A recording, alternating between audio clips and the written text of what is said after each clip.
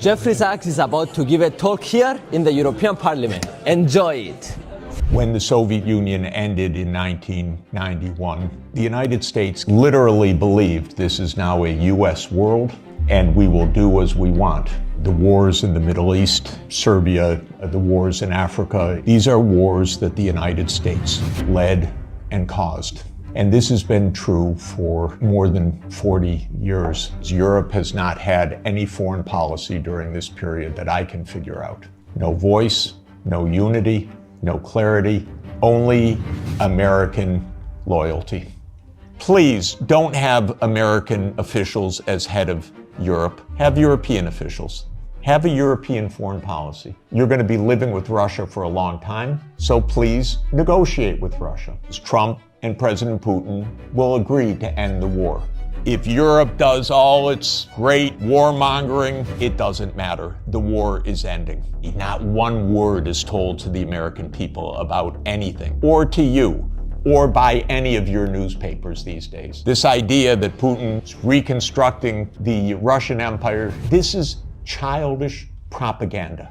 So the war started. What was Putin's intention in the war? I can tell you what his intention was. When Zelensky said in 7 days, let's negotiate, I know the details of this exquisitely. I flew to Ankara to listen in detail to what the mediators were doing. Ukraine walked away unilaterally from a near agreement. Why? Because the United States told them to. I begged the Ukrainians, and I had a track record with the Ukrainians. I advised the Ukrainians. I'm not anti-Ukrainian, I'm pro-Ukrainian completely. I said, save your lives, save your sovereignty, save your territory, be neutral. Don't listen to the Americans. I repeated to them the famous adage of Henry Kissinger, that to be an enemy of the United States is dangerous, but to be a friend is fatal. Above all, I want to welcome Professor Jeffrey Sachs. And today, Jeff is probably the person in the world to speak up for peace, everywhere for peace, which is all these things combined. And therefore, I'm very happy that you're here. And I'm here since 6 months in this parliament. And for somebody who worked for the UN, I was actually quite shocked to learn that this parliament speaks only about war. I think we have now to rethink what we want to do. And I hope the European Union will also come, because I'm pro-European Union, will come to realize that we have also to see how we seek peace and how we manage peace and how we create again a peaceful Europe. And Jeff might give us, for these things, some insight. Thank you very much. I've watched the events very close up in Eastern Europe, the former Soviet Union, Russia, very closely for the last 36 years. I was an advisor to the Polish government in 1989, to President Gorbachev in 1990 and 91, to President Yeltsin in 1991 to 1993, to President Kuchma of Ukraine in 1993-94. I helped introduce the Estonian currency. I helped several countries in former Yugoslavia, especially Slovenia. I've watched the events very close up for 36 years. After the Maidan, I was asked by the new government to come to Kiev, and I was taken around the Maidan, and I learned a lot of things firsthand. I've been in touch with Russian leaders for more than 30 years. I know the American political leadership close up. Our previous Secretary of Treasury was my macroeconomics teacher 51 years ago, or just to give you an idea. So we were very close friends for a half century. I know all of these people. I just want to say this because what I want to explain in my point of view is not secondhand, it's not ideology, it's what I've seen with my own eyes and experienced during this period. In my understanding of the events that have befallen Europe in many contexts, and I'll include not only the Ukraine crisis, but Serbia, 1999, the wars in the Middle East, including Iraq, Syria, the wars in Africa, including Sudan, Somalia, Libya. These are to a very significant extent that would surprise you, perhaps, and would be denounced about what I'm about to say. These are wars that the United States led and caused. And this has been true for more than 40 years now.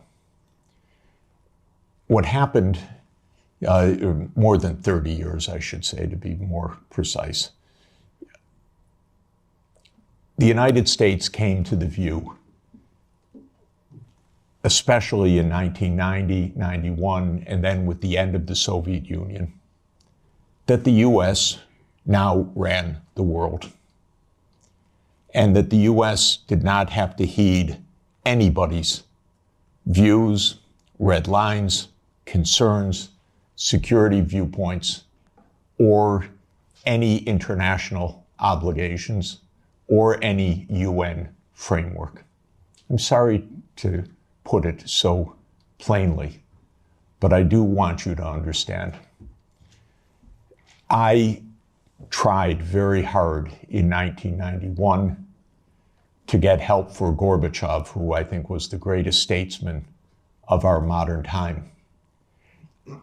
I recently read the archived memo of the National Security Council discussion of my proposal, how they completely dismissed it and laughed it off the table when I said that the United States should help the Soviet Union in financial stabilization and in making its reforms. And the memo documents, including some of my former colleagues at Harvard in particular, saying we will do the minimum that we will do to prevent disaster, but the minimum. It's not our job to help. Quite the contrary, it's not our interest to help. When the Soviet Union ended in 1991, the view became even more exaggerated. And I can name chapter and verse, but the view was we run the show. Cheney, Wolfowitz, and many other names that you will have come to know literally believed this is now a US world, and we will do as we want. We will clean up from the former Soviet Union. We will take out any remaining allies. Countries like Iraq, Syria, and so forth will go. And we've been experiencing this foreign policy for now essentially 33 years. Europe has paid a heavy price for this because Europe has not had any foreign policy during this period that I can figure out. No voice, no unity, no clarity, no European interests, only American loyalty. There were moments where there were disagreements, and very, I think, wonderful disagreements, especially in the last time of significance was 2003 in the Iraq War, when France and Germany said we don't support the United States going around the UN Security Council for this war. That war, by the way, was directly concocted by Netanyahu and his colleagues in the US Pentagon. I'm not saying that it was a link or mutuality. I'm saying it was a direct war. That was a war carried out for Israel. It was a war that Paul Wolfowitz and Douglas Feith coordinated with Netanyahu. And that was the last time that Europe had a voice. And I spoke with European leaders then, and they were very clear, and it was quite wonderful. Europe lost its voice entirely after that, but especially in 2008. Now, what happened after 1991 to get to 2008 is that the United States decided that unipolarity meant that NATO would enlarge somewhere from Brussels to Vladivostok, step by step. There would be no end to eastward enlargement of NATO. This would be the US unipolar world. If you play the game of Risk as a child, like I did, this is the US idea, to have the peace on every part of the board. Any place without a US military base is an enemy, basically. Neutrality is a dirty word in the US political lexicon. Perhaps the dirtiest word. At least if you're an enemy, we know you're an enemy. If you are neutral, you're subversive. Because then you're really against us, because you're not telling us. You're pretending to be neutral. So this was the mindset, and the decision was taken formally in 1994, when President Clinton signed off on NATO enlargement to the east. You will recall that in February 7th, 1991, Hans-Dietrich Genscher and James Baker III spoke with Gorbachev. Genscher gave a press conference afterwards where he explained, NATO will not move eastward. We will not take advantage of the dissolution of the Warsaw Pact. And understand that was in a juridical context, not a casual context. This was the end of World War II being negotiated for German reunification. And an agreement was made that NATO will not move 1 inch eastward. And it was explicit, and it is in countless documents, and just look up National Security Archive of George Washington University, and you can get dozens of documents. It's a website called What Gorbachev Heard About NATO. Take a look, because everything you're told by the US is a lie about this. But the archives are perfectly clear. So the decision was taken in 1994 to expand NATO all the way to Ukraine. This is a project. This is not one administration or another. This is a US government project that started more than 30 years ago.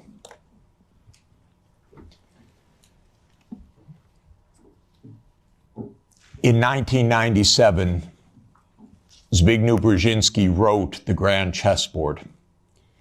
That is not just musings of Mr. Brzezinski. That is the presentation of the decisions of the United States government explained to the public, which is how these books work. And the book describes the eastward enlargement of Europe and of NATO as simultaneous events. And there's a good chapter in that book that says, what will Russia do as Europe and NATO expand eastward? And I knew Zbigniew Brzezinski personally. He was very nice to me. I was advising Poland. He was a big help. He was a very nice and smart man, and he got everything wrong. So in 1997, he wrote in detail why Russia could do nothing but accede to the eastward expansion of NATO and Europe. In fact, he says the eastward expansion of Europe, and not just Europe, but NATO. This was a plan, a project. And he explains how Russia will never align with China. Unthinkable. Russia will never align with Iran. Russia has no vocation other than the European vocation. So as Europe moves east, there's nothing Russia can do about it. So says yet another American strategist. Is it any question why we're in war all the time? Because one thing about America is we always know what our counterparts are going to do, and we always get it wrong. And one reason we always get it wrong is that in game theory that the American strategists play, you don't actually talk to the other side. You just know what the other side's strategy is. It's wonderful. It saves so much time. You don't need any diplomacy.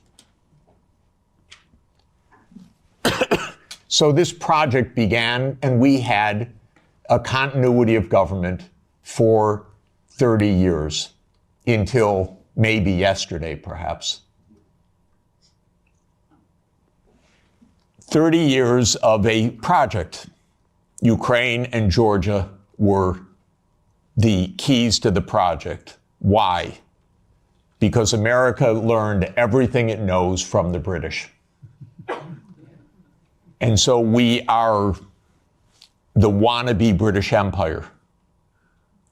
And what the British Empire understood in 1853, Lord Palmerston, excuse me, is that you surround Russia in the Black Sea and you deny Russia access to the Eastern Mediterranean. And all you're watching is an American project to do that in the 21st century. The idea was that there would be Ukraine, Romania, Bulgaria, Turkey, and Georgia as the Black Sea littoral that would deprive Russia of any international status by blocking the Black Sea and essentially by neutralizing Russia as more than a local power. Brzezinski's completely clear about this. And before Brzezinski, there was Mackinder. And who owns the island of the world owns the world. So this project goes back a long time. I think it goes back basically to Palmerston. And again, I've lived through every administration. I've known these presidents. I've known their teams. Nothing changed much from Clinton to Bush to Obama to Trump 1 to Biden. Maybe they got worse step by step. Biden was the worst in my view. Maybe also because he was not compos mentis for the last couple of years. And I say that seriously, not as a snarky remark. The American political system is a system of image. It's a system of media manipulation every day. It is a PR system. And so you could have a president that basically doesn't function and have that in power for 2 years and actually have that president run for re-election. And one damn thing is he had to stand on a stage for 90 minutes by himself. And that was the end of it. Had it not been that mistake, he would have gone on to have his candidacy, whether he was sleeping after 4 p.m. in the afternoon or not. So this is actually the reality. Everybody goes along with it. It's impolite to say anything that I'm saying because we don't speak the truth about almost anything in this world right now. So this project went on from the 1990s. Bombing Belgrade 78 straight days in 1999 was part of this project. Splitting apart the country when borders are sacrosanct, aren't they indeed? Except for Kosovo. That's fine, because borders are sacrosanct except when America changes them. Sudan was another related project. The South Sudan rebellion. Did that just happen because South Sudanese rebelled? Or can I give you the CIA playbook to please understand as grown-ups what this is about? Military events are costly. They require equipment, training, base camps, intelligence, finance. That comes from big powers. That doesn't come from local insurrections. South Sudan did not defeat North Sudan or Sudan in a tribal battle. It was a U.S. project. I would go often to Nairobi and meet U.S. military or senators or others with deep interests in Sudan's politics.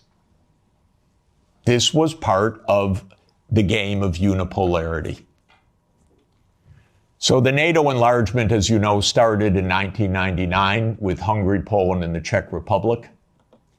And Russia was extremely unhappy about it. But these were countries still far from the border. And Russia protested, but of course to no avail. Then George Bush Jr. came in. When 9/11 occurred, President Putin pledged all support. And then the U.S. Decided in September 20th, 2001, that it would launch 7 wars in 5 years. And you can listen to General Wesley Clark online talk about that. He was NATO's Supreme Commander in 1999. He went to the Pentagon on September 20th, 2001. He was handed the paper explaining 7 wars. These, by the way, were Netanyahu's wars. The idea was partly to clean up old Soviet allies and partly to take out supporters of Hamas and Hezbollah.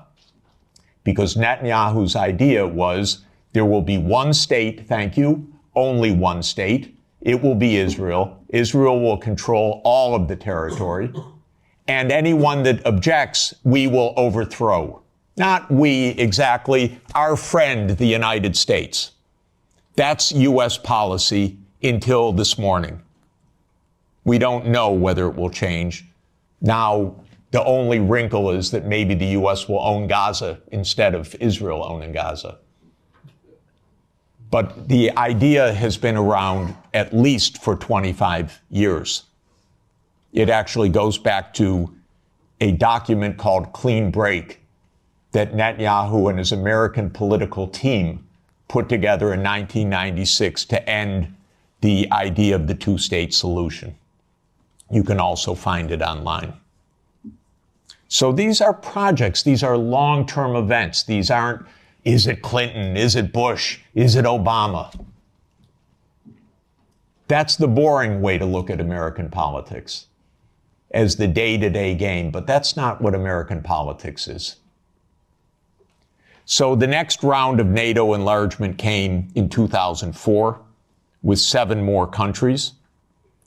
The 3 Baltic states, Romania, Bulgaria, Slovenia, and Slovakia. At this point, Russia was pretty damn upset. This was a complete violation of the post-war order agreed with German reunification. Essentially, it was a fundamental trick or defection of the U.S. from a cooperative arrangement, is what it amounted to, because they believe in unipolarity. So as everybody recalls, because we just had the Munich Security Conference last week in 2007, President Putin said, stop, enough. Enough. Stop now. And of course, what that meant was in 2008, the United States jammed down Europe's throat enlargement of NATO to Ukraine and to Georgia. This is a long-term project. I listened to Mr. Saakashvili in New York in May of 2008, and I walked out, called Sonia, and said, this man's crazy. And a month later, a war broke out, because the United States told this guy, we saved Georgia. And he stands at the Council on Foreign Relations, says, Georgia's in the center of Europe. Well, it ain't, ladies and gentlemen. It's not in the center of Europe. And the most recent events are not helpful for Georgia, for its safety, and your MPs going there, or MEPs going there, and European politicians. That gets Georgia destroyed. That doesn't save Georgia. That gets Georgia destroyed. Completely destroyed. In 2008, as everybody knows, our former CIA director, William Burns, sent a long message back to Condoleezza Rice. Niet means niet, about expansion.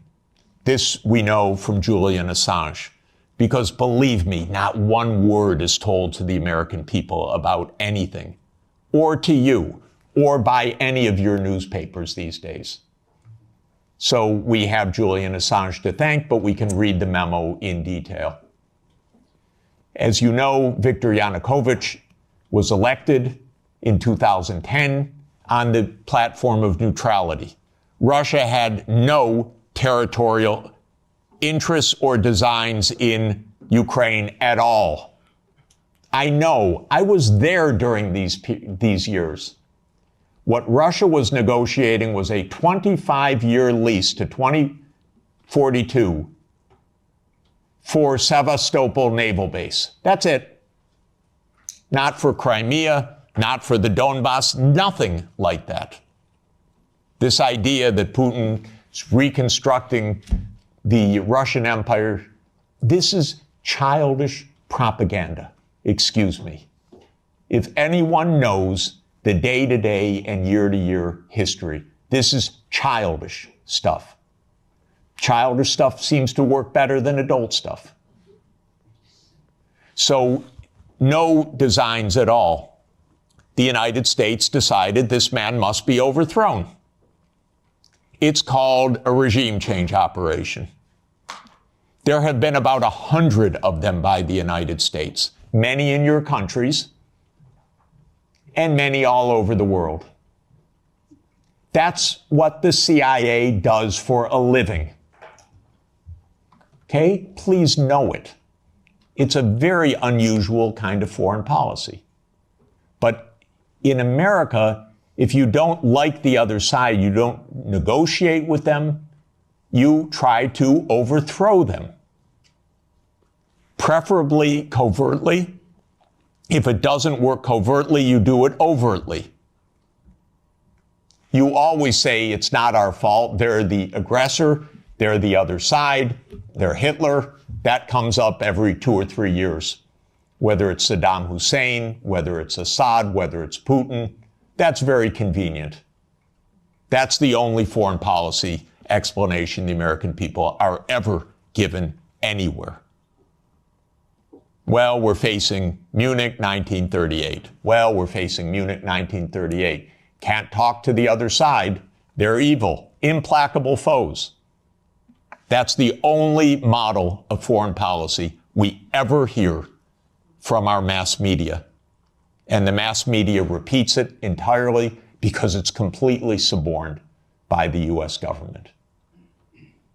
Now, in 2014, the U.S. worked actively to overthrow Yanukovych. Everybody knows the phone call intercepted by my Columbia University colleague, Victoria Nuland, and the U.S. Ambassador Peter Piot. I can't remember if I told you this or if I only told Washington this, that when I talked to Jeff Feltman this morning, he had a new name for the UN guy, Robert Seri. Did I write you that this morning? Yeah, I saw that.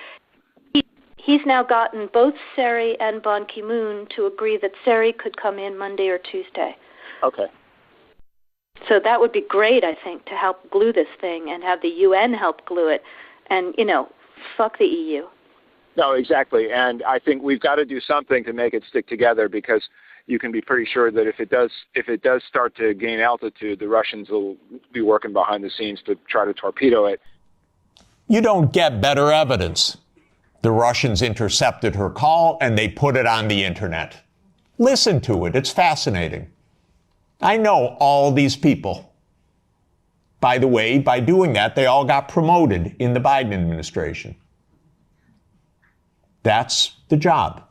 Now, when the Maidan occurred, I was called immediately. Oh, Professor Sachs, the new Ukrainian prime minister would like to see you to talk about the economic crisis. Because I'm pretty good at that. And so I flew to Kiev and I was walked around the Maidan. And I was told how the U.S. paid the money for all the people around the Maidan. Spontaneous, revolution of dignity. Ladies and gentlemen, please, where do all these media outlets come from? Where does all this organization come from? Where do all these buses come from? Where do all these people called in come from? Are you kidding? This is organized effort. And it's not a secret, except to citizens of Europe and the United States. Everyone else understands it quite clearly. Then came Minsk, and especially Minsk II, which, by the way, was modeled on South Tyrolean autonomy. And the Belgians could have related to Minsk II very well. It said there should be autonomy for the Russian-speaking regions in the east of Ukraine. It was supported unanimously by the UN Security Council. The United States and Ukraine decided it was not to be enforced. Germany and France, which were the guarantors of the Normandy process, let it go. And it was absolutely another direct American unipolar action with Europe, as usual, playing completely useless subsidiary role, even though it was a guarantor of the agreement. Trump won, raised the armaments. There were many thousands of deaths in the shelling by Ukraine in the Donbass. There was no Minsk II agreement. And then Biden came into office. And again, I know all these people. I used to be a member of the Democratic Party. I now am strictly sworn to be a member of no party, because both are the same anyway. And because this is, the Democrats became complete warmongers over time, and there was not one voice about peace, just like most of your parliamentarians, the same way. So at the end of 1991, Putin put on the table a last effort in two security agreement drafts, one with Europe and one with the United States. The U.S. put on the table December 15th, 2021. I had an hour call with Jake Sullivan in the White House begging, Jake, avoid the war. You can avoid the war.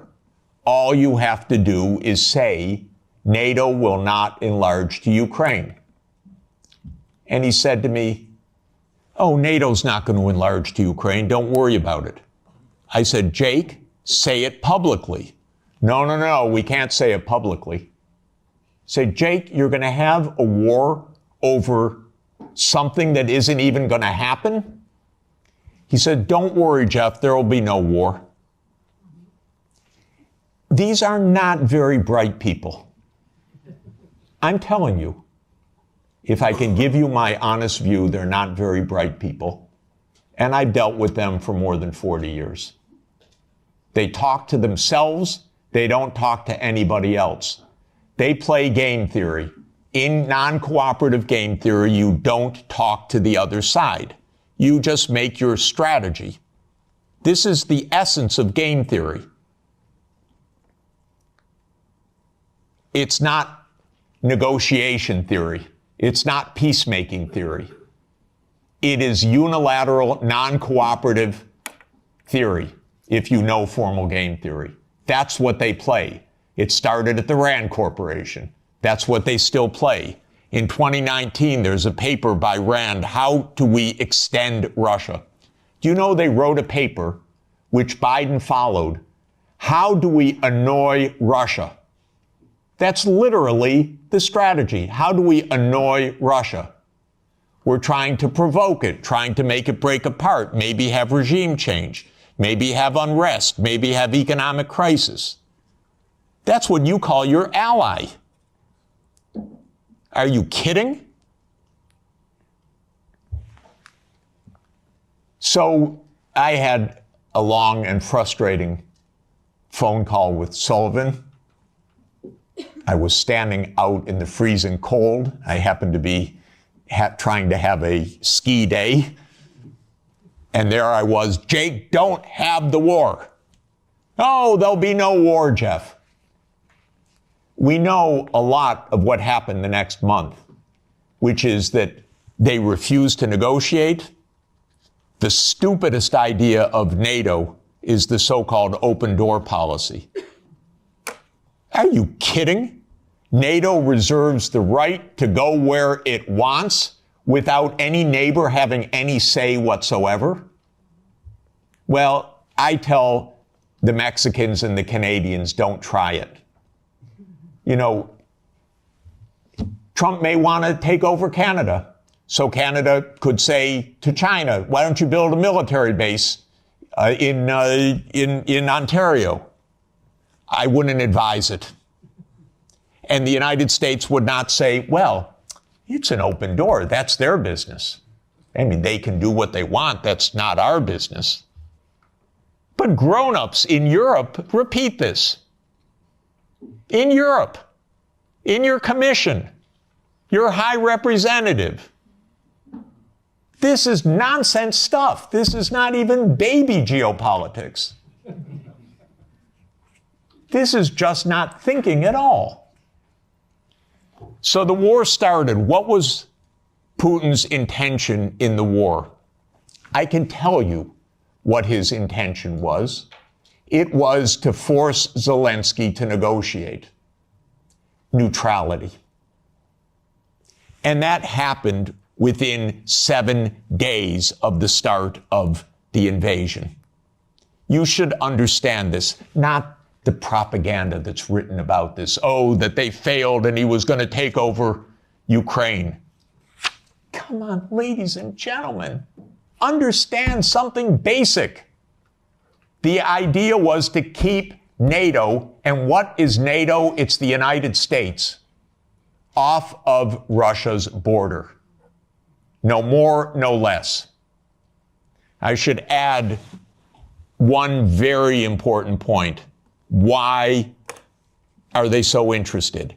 First, because if China or Russia decided to have a military base on the Rio Grande or in the Canadian border, not only would the United States freak out, we'd have war within about 10 minutes, but because the United States unilaterally abandoned the Anti-Ballistic Missile Treaty in 2002 and ended the nuclear arms control framework by doing so. And this is extremely important to understand. The nuclear arms control framework is based on trying to block a first strike. The ABM treaty was a critical component of that. The U.S. unilaterally walked out of the ABM treaty in 2002. It blew a Russian gasket. So everything I've been describing is in the context of the destruction of the nuclear framework as well. And starting in 2010, the U.S. put in Aegis missile systems in Poland and then in Romania. And Russia doesn't like that. And one of the issues on the table in December and January, December 2021, January 2022, was, does the United States claim the right to put missile systems in Ukraine? And Blinken told Lavrov, in January 2022, the United States reserves the right to put missile systems wherever it wants. That's your putative ally. And now let's put intermediate missile systems back in Germany. The United States walked out of the INF Treaty unilaterally in 2019. There is no nuclear arms framework right now. None. When Zelensky said in 7 days, let's negotiate, I know the details of this exquisitely because I've talked to all the parties in detail. Within a couple of weeks, there was a document exchanged that President Putin had approved, that Lavrov had presented, that was being managed by the Turkish mediators. I flew to Ankara to listen in detail to what the mediators were doing. Ukraine walked away unilaterally from a near agreement. Why? Because the United States told them to. Because the UK added icing to the cake by having Bojo go in early April to Ukraine and explain. And he has recently, and if your security is in the hands of Boris Johnson, God help us all. Keith Starmer turns out to be even worse. It's unimaginable, but it is true. Boris Johnson has explained, and you can look it up on the website, that what's at stake here is Western hegemony. Not Ukraine, Western hegemony. Michael and I met at the Vatican with a group in the spring of 2022, where we wrote a document explaining nothing good can come out of this war for Ukraine. Negotiate now, because anything that takes time will mean massive amounts of deaths, risk of nuclear escalation, and likely loss of the war. I wouldn't change one word from what we wrote then. Nothing was wrong in that document. And since that document, since the U.S. talked the negotiators away from the table, about 1 million Ukrainians have died or been severely wounded. And the American senators, who are as nasty and cynical and corrupt as imaginable, say this is wonderful expenditure of our money because no Americans are dying. It's the pure proxy war. One of our senators nearby me, Blumenthal, says this out loud. Mitt Romney says this out loud. It's best money America can spend. No Americans are dying. It's unreal. Now, just to bring us up to yesterday, this failed. This project failed. The idea of the project was that Russia would fold its hand. The idea all along was Russia can't resist, as Zbigniew Brzezinski explained in 1997. The Americans thought we have the upper hand. We're going to win because we're going to bluff them. They're not really going to fight. They're not really going to mobilize. The nuclear option of cutting them out of SWIFT, that's going to do them in. The economic sanctions, that's going to do them in. The HIMARS, that's going to do them in. The ATACMS, the F-16s. Honestly, I've listened to this for 70 years. I've listened to it as semi-understanding, I'd say, for about 56 years. They speak nonsense every day. My country, my government. This is so familiar to me, completely familiar. I begged the Ukrainians, And I had a track record with the Ukrainians. I advised the Ukrainians. I'm not anti-Ukrainian, I'm pro-Ukrainian completely. I said, save your lives, save your sovereignty, save your territory, be neutral. Don't listen to the Americans. I repeated to them the famous adage of Henry Kissinger, that to be an enemy of the United States is dangerous, but to be a friend is fatal. Okay, so let me repeat that for Europe. To be an enemy of the United States is dangerous, but to be a friend is fatal. So let me now finalize a few words about Trump. Trump does not want the losing hand. This is why it is more likely than not this war will end, because Trump and President Putin will agree to end the war. If Europe does all its great warmongering, it doesn't matter. The war is ending. So get it out of your system. Please tell your colleagues. It's over. And it's over because Trump doesn't want to carry a loser. That's it. It's not some great morality. He doesn't want to carry a loser. This is a loser. The one that will be saved by the negotiations taking place right now is Ukraine. Second is Europe. Your stock market's rising in recent days by the horrible news of negotiations.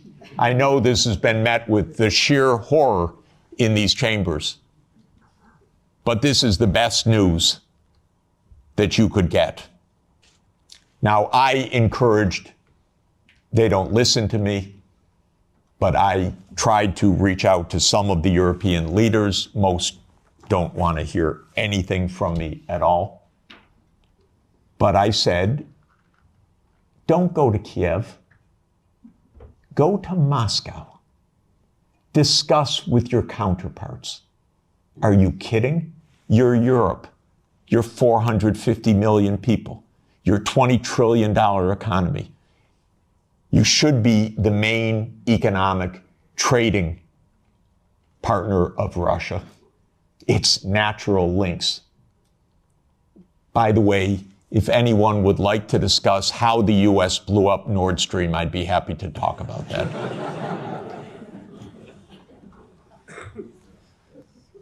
So, the Trump administration is imperialist at heart. It is great powers dominate the world. It is we will do what we want when we can. We will be better than a senescent Biden, and we'll cut our losses where we have to. There are several war zones in the world, the Middle East being another. We don't know what will happen with that. Again, if Europe had a proper policy, you could stop that war. I'll explain how. But war with China is also a possibility. So I'm not saying that we're at the new age of peace, but we are in a very different kind of politics right now. And Europe should have a foreign policy. And not just a foreign policy of Russophobia, a foreign policy that is a realistic foreign policy that understands Russia's situation, that understands Europe's situation, that understands what America is and what it stands for, that tries to avoid Europe being invaded by the United States, because it's not impossible that America will just land troops in Danish territory. I'm not joking. And I don't think they're joking.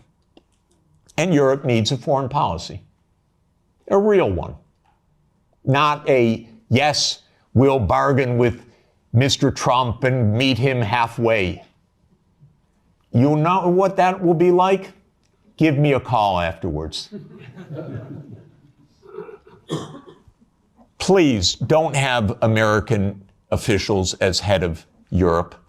Have European officials. Please. Have a European foreign policy. You're going to be living with Russia for a long time, so please negotiate with Russia. There are real security issues on the table. But the bombast and the Russophobia is not serving your security at all. It's not serving Ukraine's security at all. It contributed to 1 million casualties in Ukraine from this idiotic American adventure that you signed on to and then became the lead cheerleaders of. Solves nothing. On the Middle East, by the way, the U.S. completely handed over foreign policy to Netanyahu 30 years ago. The Israel lobby dominates American politics. Just have no doubt about it. I could explain for hours how it works. It's very dangerous. I'm hoping that Trump will not destroy his administration and worse, the Palestinian people, because of Netanyahu, who I regard as a war criminal, properly indicted by the ICC, and that needs to be told no more, that there will be a state of Palestine on the borders of the 4th of June, 1967, according to international law, as the only way for peace. It's the only way for Europe to have peace on your borders with the Middle East, is the two-state solution. There is only one obstacle to it, by the way, and that is the veto of the United States in the UN Security Council. So if you want to have some influence, tell the United States, drop the veto. You are together with 180 countries in the world.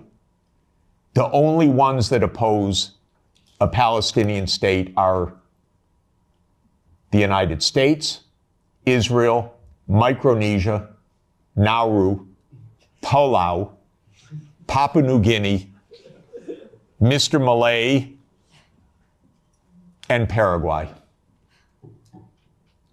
So this is a place where Europe could have a big influence. Europe has gone silent about the JCPOA and Iran. Netanyahu's greatest dream in life is a war between the United States and Iran. He's not given up, and it's not impossible that that would come also. And that's because the U.S. in this regard does not have an independent foreign policy. It is run by Israel. It's tragic. It's amazing, by the way. And it could end. Trump may say that he wants foreign policy back. Maybe.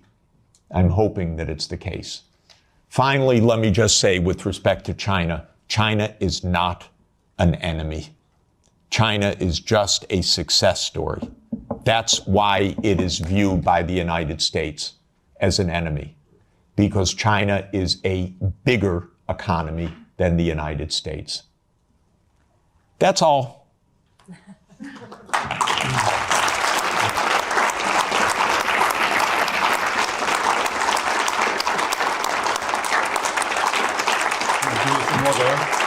Thanks.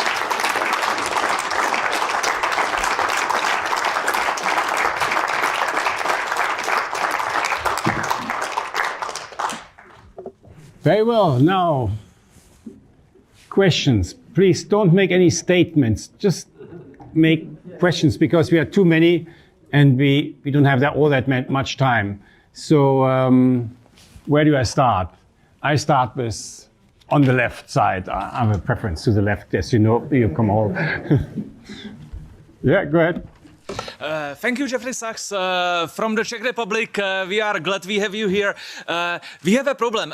We were cursed by a witch who told the EU, and the EU is mugged. So it won't be improved until 2029. But what we, the Central Europeans, should do in the meantime, especially if the Germans don't happen to vote for Sarah Wagenknecht enough, are we supposed to create some kind of neutrality for the Central Europe, or what would you suggest us to do? Yeah. So, first of all my grandchildren are Czech, I want you to know. And Sonia is Czech-born and Czech citizen, so we're very proud. I'm the trailing spouse in this, but I'm a Czech wannabe.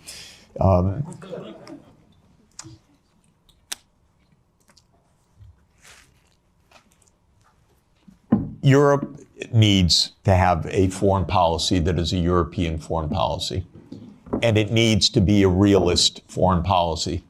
Realist is not hate. Realist is actually trying to understand both sides and to negotiate.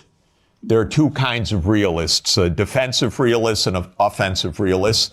My dear friend John Mearsheimer, who is the offensive realist, we're very close friends and I love him, but I believe more than he does, you talk to the other side and you find a way to make an understanding. And so basically, Russia is not going to invade Europe. This is the fundamental point. It may get up to the Dnieper River. It's not going to invade Europe. But there are real issues. The main issue for Russia was the United States, because Russia, as a major power and the largest nuclear power in the world, was profoundly concerned about U.S. unipolarity from the beginning. Now that this is seemingly, possibly ending, Europe has to open negotiations directly with Russia as well, because the United States will quickly lose interest, and you're going to be living with Russia for the next thousands of years. Okay? So what do you want? You want to make sure that the Baltic states are secure. The best thing for the Baltic states is to stop their Russophobia. This is the most important thing. Estonia has about 25% Russian citizens, or Russian-speaking citizens, ethnic Russians. Latvia, the same. Don't provoke the neighbor. That's all. This is not hard. It really isn't hard. And again, I want to explain my point of view. I have helped these countries, the ones I'm talking about, trying to advise. I'm not their enemy. I'm not Putin's puppet. I'm not Putin's apologist.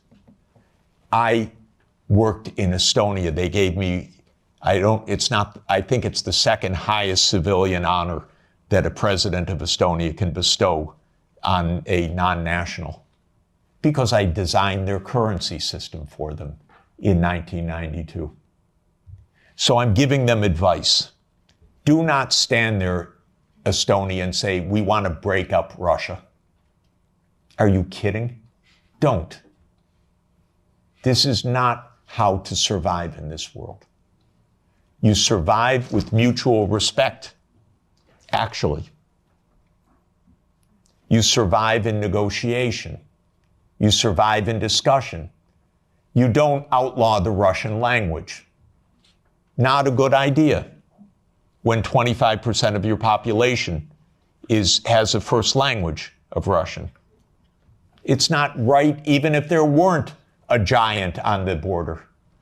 It wouldn't be the right thing to do. You'd have it as an official language. You'd have a language of in lower school. You wouldn't antagonize the Russian Orthodox Church. So basically, we need to behave like grown-ups. And when I constantly say that they're acting like children, Sonia always says to me, that's unfair to children. Because this is worse than children.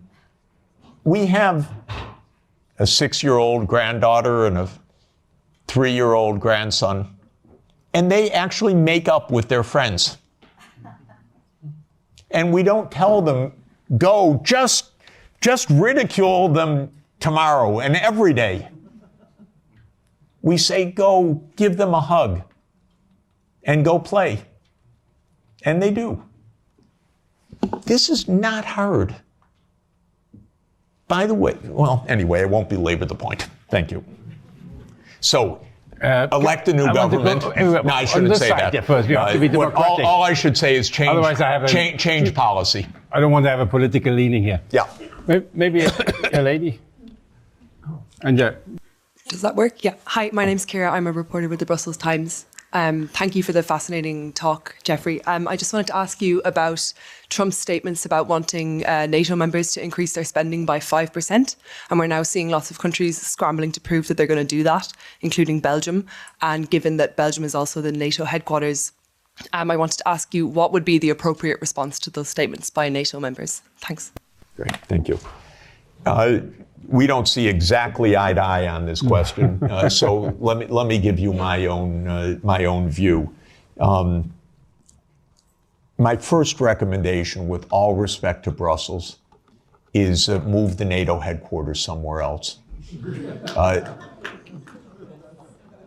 I mean it seriously, because one of the worst parts of European policy right now is a complete confusion of Europe and NATO. These are completely different, but they became exactly the same. Europe is much better than NATO. In my opinion, NATO isn't even needed anymore.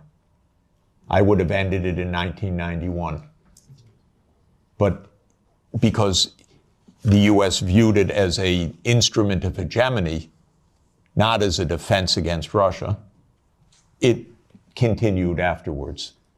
But the confusion of NATO and Europe is deadly, because expanding Europe meant expanding NATO, period.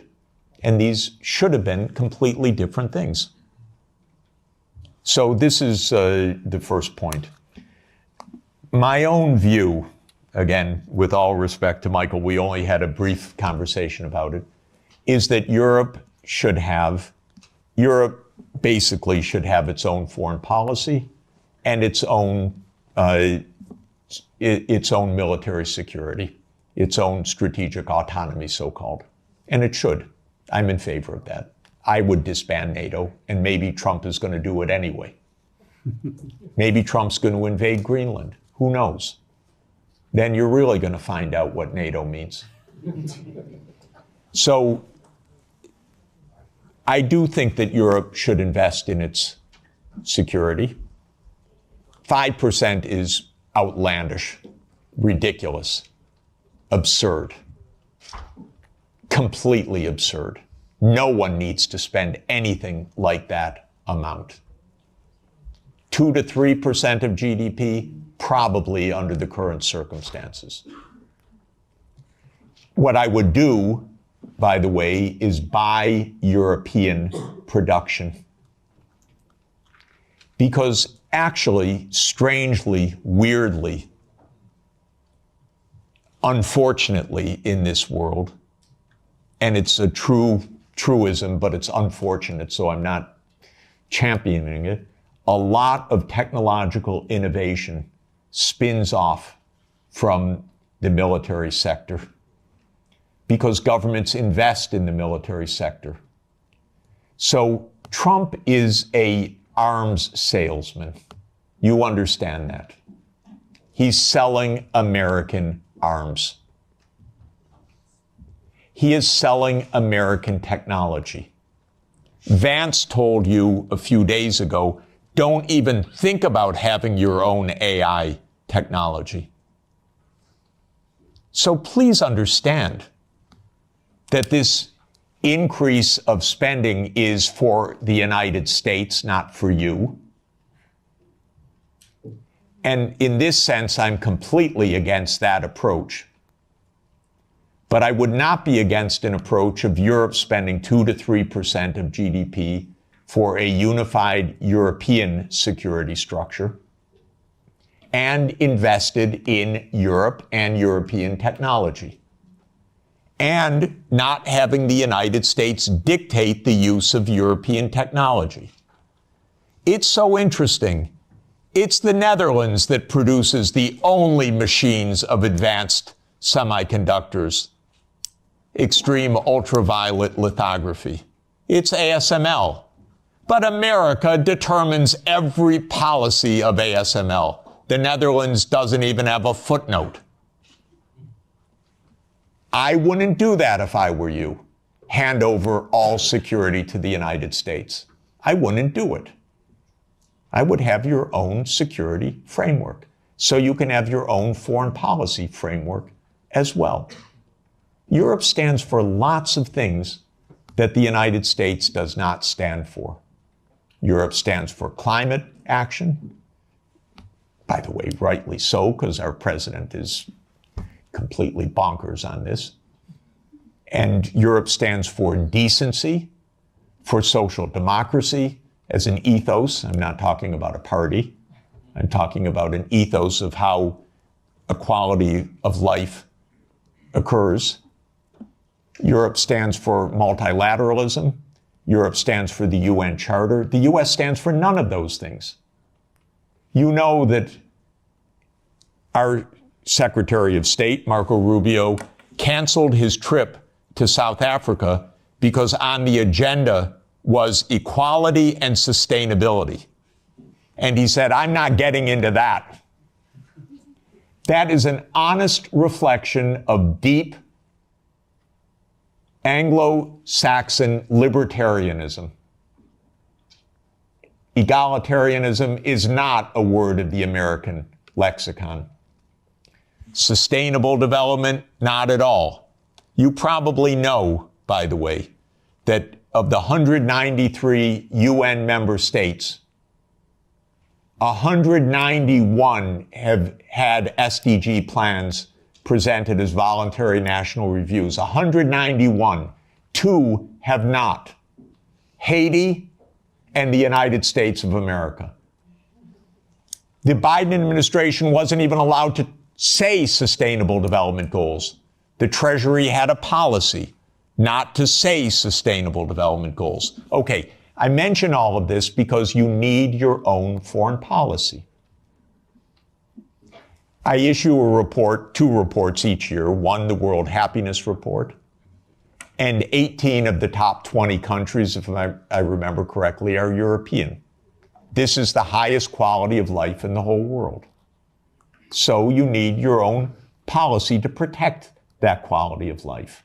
The United States ranks way down. And the other report, where's my colleague Guillaume? He's somewhere in the room. Here, there he is. Guillaume Lafortune is the lead author of our annual Sustainable Development Report. And almost all of the top 20 countries are European countries because you believe in this stuff. And that's why you're the happiest, except in geopolitics.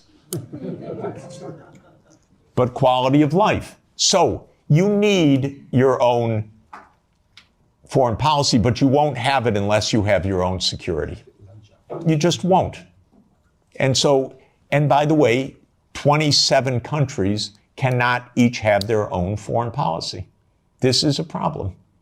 You need a European foreign policy and a European security structure. And by the way, although Michael assures me it's dead, I was the greatest fan of OSCE and believe that OSCE is the proper framework for European security. It could really work. Okay, and afterwards, first. Thank you. No. Thank you very much. You are at the lunch, no? You can. Yeah, okay. Thank you, Professor. I'm from Slovakia, and my Prime Minister, Robert Fico, was almost shot dead because the opinions you had the similar with him. Yes, we are, as a Slovak government, of the few countries in the European Union, we are talking to Russians. 2 months ago, I was talking with Mr. Medvedev. In 2 weeks, I will be talking in Duma with Mr. Slutsky, who is the chairman of the Russian Foreign Affairs Committee in Moscow. Maybe my question is, what would be your message to Russians in this moment? Because as I heard, they're on the victorious wave. They have no reason not to conquer the Donbass because that's their war aim. And what can Trump can offer to them to stop the war immediately? What would be the message for Russians from your side? Thank you very much. Lots of important things are now on offer and on the table, and I believe that the war will end quickly because of this, and this will be at least one blessing in a very difficult time. Exactly what the settlement will be, I think, is now only a question of the territorial issues, and that is whether it is the complete 4 oblasts, including all of Kherson and Zaporizhia, or whether it is on the contact line, and how all of this will be negotiated. I'm not in the room of the negotiation, so I can't really say more, but the basis will be there will be territorial concessions, there will be neutrality, there will be security guarantees for Ukraine, for all parties. There will be, at least with the U.S., an end of the economic sanctions. But what counts, of course, is Europe and Russia. I think that there are, and maybe there will be a restoration of nuclear arms negotiations, which would be extraordinarily positive. I think that there are tremendously important issues for Europe to negotiate directly with Russia. And so I would urge President Costa and the leadership of Europe to open direct discussions with President Putin, because European security is on the table. I know the Russian leaders, many of them quite well. They are good negotiators, and you should negotiate with them. And you should negotiate well with them.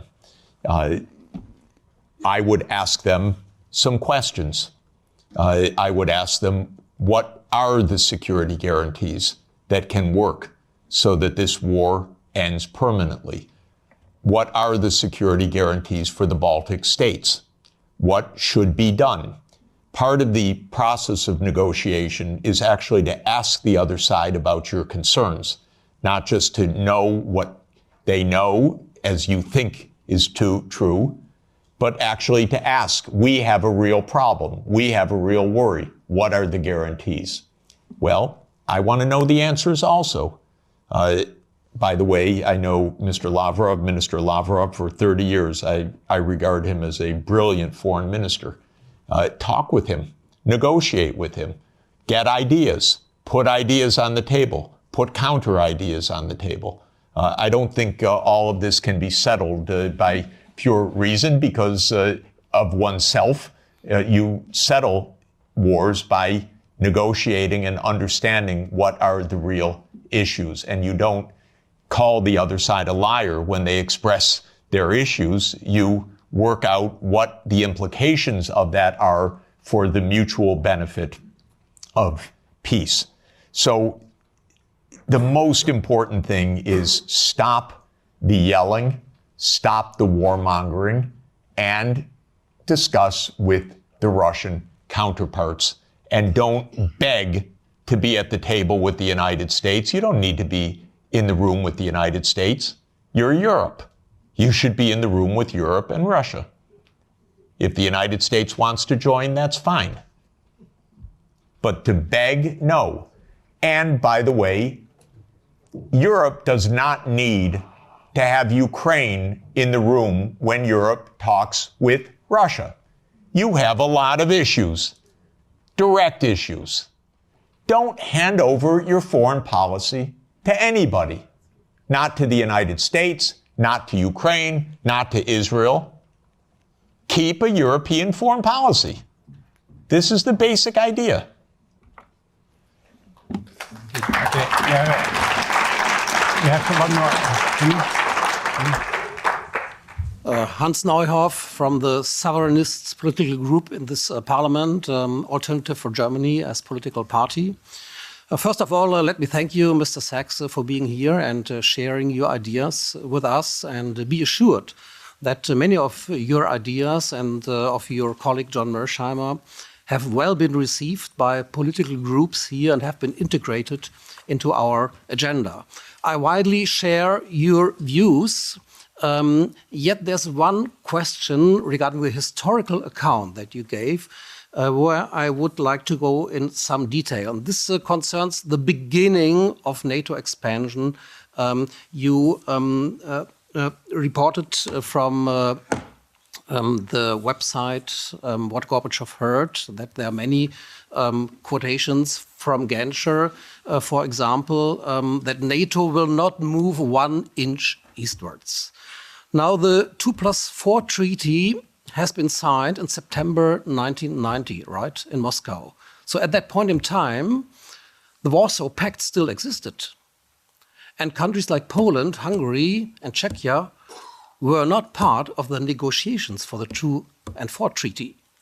So the Warsaw Pact actually dissolved in July 1991, and the Soviet Union dissolved in December 1991. So nobody who was present in the negotiations could speak for Poland, could speak for Hungary, could speak for Slovakia, that they would not try to become member of NATO once the overall situation has changed. So the counter-argument, which we have to counter, is that it was on the will of these countries, of Poland, of Hungary, of Slovakia, that they wanted to join NATO because of the very history they had with the Soviet Union. And of course, Russia was still perceived in a way as a follower of the Soviet Union. So how do you counter that argument?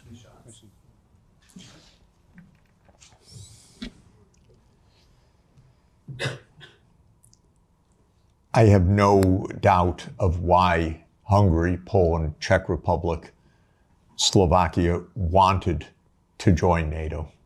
The question is, what is the U.S. doing to make peace? Because NATO is not a choice of Hungary, Poland, Czech Republic, or Slovakia.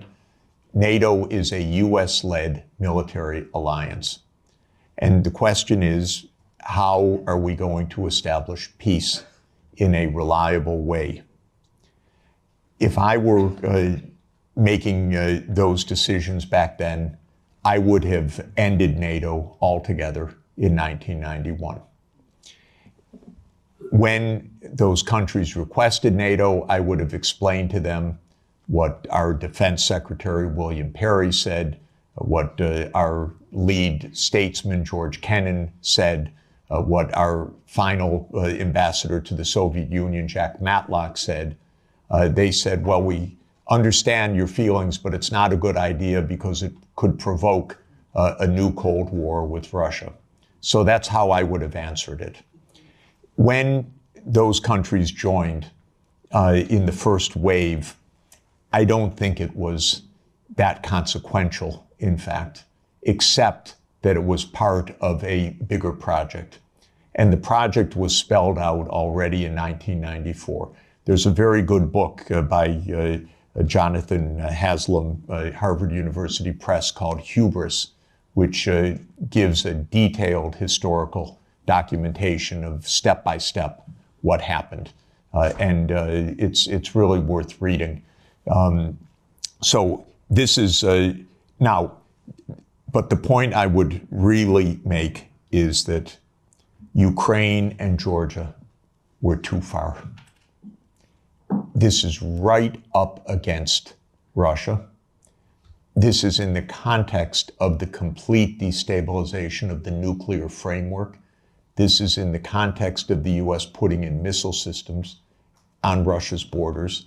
If you listen to President Putin over the years, probably the main thing, if you listen carefully, that he's concerned about is missiles 7 minutes from Moscow, is a decapitation strike. And this is very real.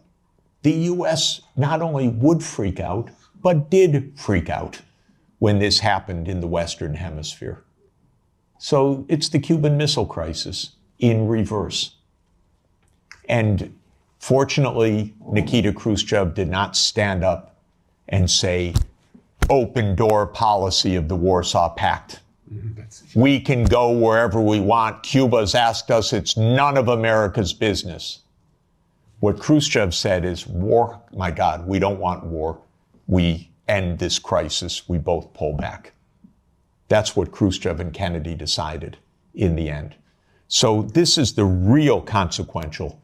Russia even swallowed with a lot of pain the Baltic states, Romania, Bulgaria, Slovakia, and Slovenia. It is Ukraine and Georgia. And it's because of geography. It's because of Lord Palmerston. It's because of the First Crimean War. It's because of the missile systems that this is the essence of why there was this war.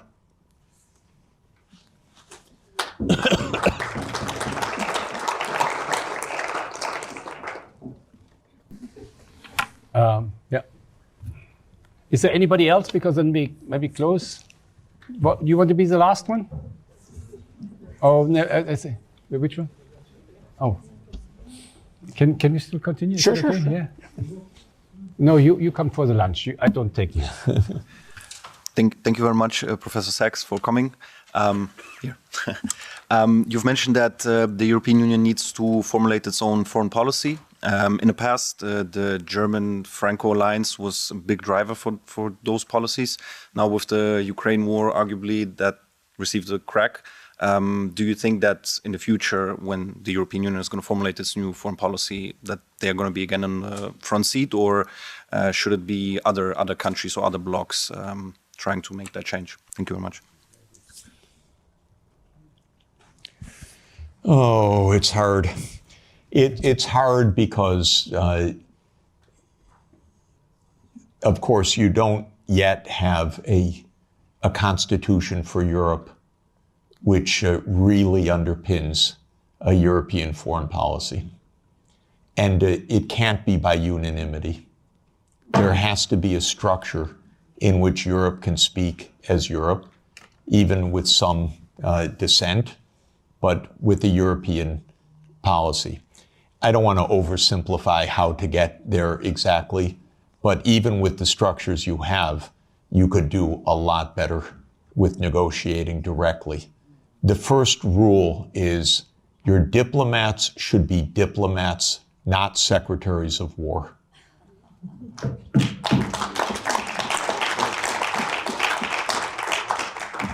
Honestly, that would go halfway, at least, to where you want to go.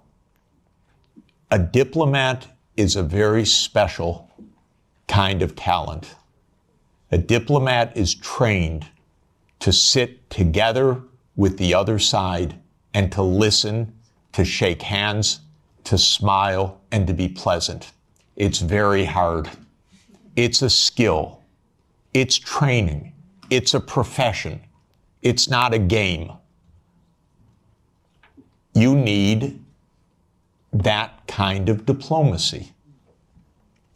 I'm sorry, we are not hearing anything like that. I'll just make a couple complaints. First, Europe is not NATO, as I said. I thought Stoltenberg was the worst, but I was wrong. It just keeps getting worse. Could someone in NATO stop talking, for God's sake, about more war? And could NATO stop speaking for Europe and Europe stop thinking it's NATO. This is the first absolute point. Second, I'm sorry, but your high representative vice presidents need to become diplomats. Diplomacy means going to Moscow, inviting your Russian counterpart here, discussing. This doesn't happen till now. So this is really my point. Now, I believe that Europe should become more integrated and more unified in the years ahead. I'm a strong believer in subsidiarity. So we were discussing, I don't think housing policy is really Europe's main issue. I think this can be handled at the local level or at the national level. I don't see it as a European issue, but I don't see foreign policy as being a 27 country issue. I see it being as a European issue. And I see security being at a European level. So I think things need to be readjusted, but I'd like to see more Europe for truly European issues and maybe less Europe for things that are properly subsidiary to Europe at the national and the local level. And I hope that such an evolution can take place. You know, when the world talks about great powers right now, they talk about US, Russia, China, I include India, and I really want to include Europe, and I really want to include Africa as an African Union. And I want that to happen. But you'll notice on the list, Europe doesn't show up right now. And this is because there is no European foreign policy. Mm-hmm. Okay. Maybe after you, one more, and then when I close. Is there anybody who wanted? I would prefer a woman, actually. If I'm you're there. Yes. You wanted? No, first no. This gentleman, and then you close, huh? Okay. Sorry for this one. It's Thank you very much, and thank you very much, Professor, for this very courageous speech, very clear speech also that you made. I'm an MEP from Luxembourg. My question is the following. What are the long-term consequences of this lost war? We lost the war, now we have an uncertain future for NATO. We have also clearly, and you referred to it, the marginalization of Europe. We have a strengthening of the BRICS countries, which can be rivals in many respects. So will there be a future for a collective West over the next 20 or 30 years? Thank you very much. I don't believe there is a collective West. I believe that there is a United States and Europe that are in some areas in parallel interests and in many areas not in parallel interest. I want Europe to lead sustainable development, climate transformation, global decency. I believe if the world looked more like Europe, it'd be a happier, more peaceful, safer world. And longevity and better food, by the way. But just saying, in any event, Europe has a vocation that is rather different from the American tradition and, frankly, from the Anglo-Saxon tradition, because it's been 200 years of Anglo-Saxon hegemony or aspirational hegemony. The British still believe they run the world. It's amazing what nostalgia means. They don't even stop. It's almost like a Monty Python skit, actually. But in any event, where was I? I'm thinking of Monty Python when the knight gets all his limbs cut off and says, "Everything's fine, I'm victorious." That's Britain, unfortunately. And so it's really terrible. So no, I don't believe in the collective West. I don't believe in the global South. I don't believe in, all these geographies don't even make sense because I'm actually, I look at maps a lot and the global south is mostly in the north and the west is not even west. And so I don't even understand what this is about. I do believe that we could be in a true age of abundance if we got our heads on straight. We're in the biggest technological advance in human history. It's truly amazing what can be done right now.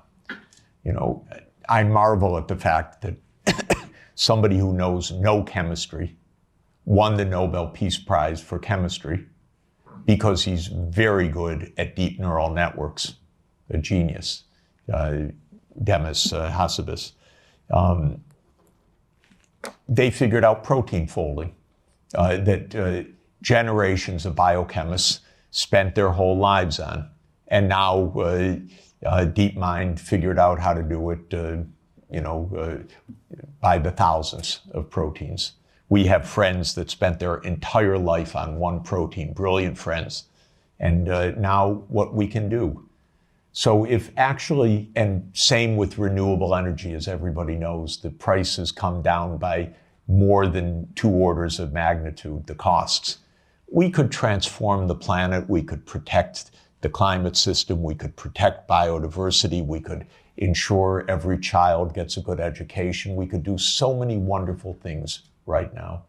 And so what do we need to do that? In my view, we need peace, most importantly.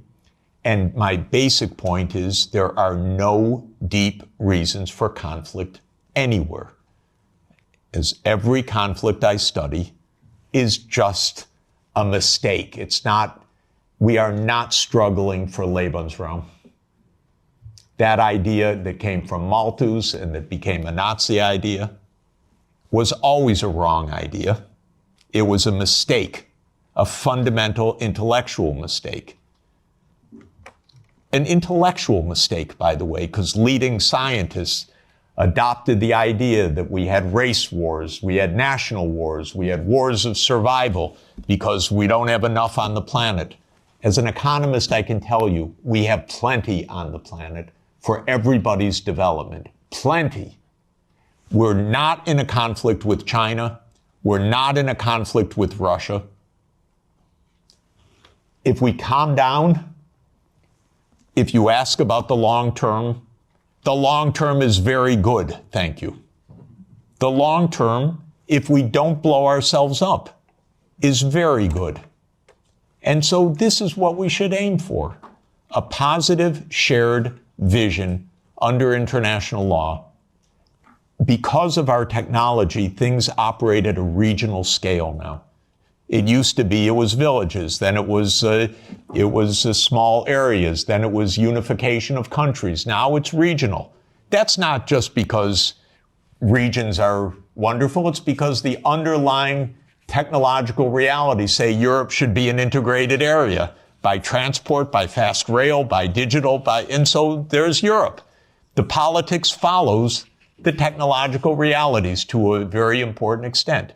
We're in a world of regions now. So Europe should be Europe with subsidiarity. Don't lose all of the wonderful, wonderful national and local elements. But Europe should be Europe. So the good side is, I want Europe to have diplomacy, for example, with ASEAN. I spend a lot of time with the ASEAN countries. If the EU Green Deal, wonderful idea. I said many years ago, okay, to the ASEAN leaders, make an ASEAN Green Deal. And then talk with the Europeans so that you have this wonderful relationship, trade, investment, technology. So last year they announced an ASEAN Green Deal. What did Europe do about it? Nothing. It said, sorry, we're in the Ukraine war, thank you. No interest. So this is my point. The prospects are very positive if we construct the peace. Yeah. Because we have to go, I get all the time messages that I should here leave the room. Can you just do something very short? Yeah. Do you think that a way out of the conflict is some kind of style of Finlandization? And then, like, is that what you would have? Is that what you would have liked to see in, like, Sweden and Finland's foreign policy as an example? Like, is that instead of them becoming members of NATO, is that the way that you would have liked to see these countries handle their foreign policy? And do you think that these countries that border Russia should just kind of succumb to their fate? That okay, we can't provoke Russia. Like, this is the way we have to live. Yeah. Very good. Excellent question. And let me just report one part about Finlandization. Finlandization landed Finland #1 in the World Happiness Report year after year. Rich, successful, happy, and secure. That's pre-NATO. So Finlandization was a wonderful thing. #1 in the world. When Sweden and Finland and Austria were neutral. Bravo. Smart. When Ukraine was neutral, smart. If you have two superpowers, keep them apart a little bit. You don't have to be right with your nose up against each other, especially if one of them, the US, is pushing its nose into the other one. And so Finlandization, to my mind, has a very positive connotation. So does Austrianization. Austria, 1955, signed its neutrality. The Soviet army left. And Austria is a wonderful place, by the way. Absolutely wonderful.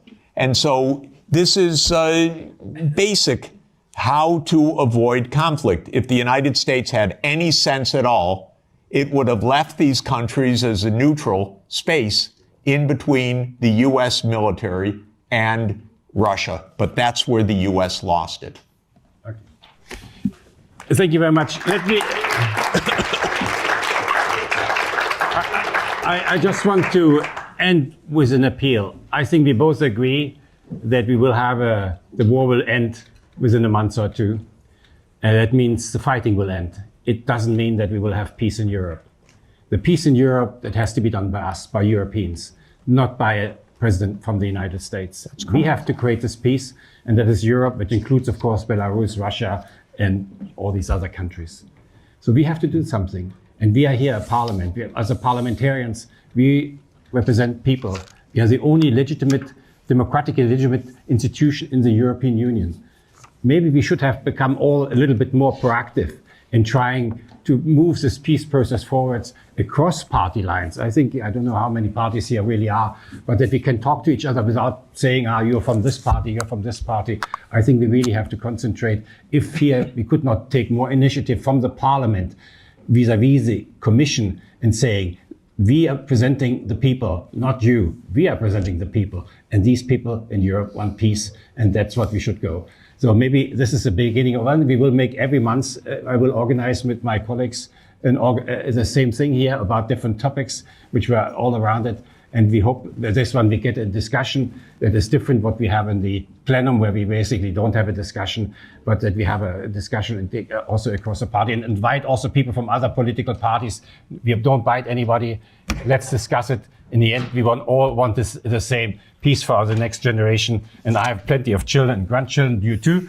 And that's what we need. Okay, thank you very much, Professor Sachs.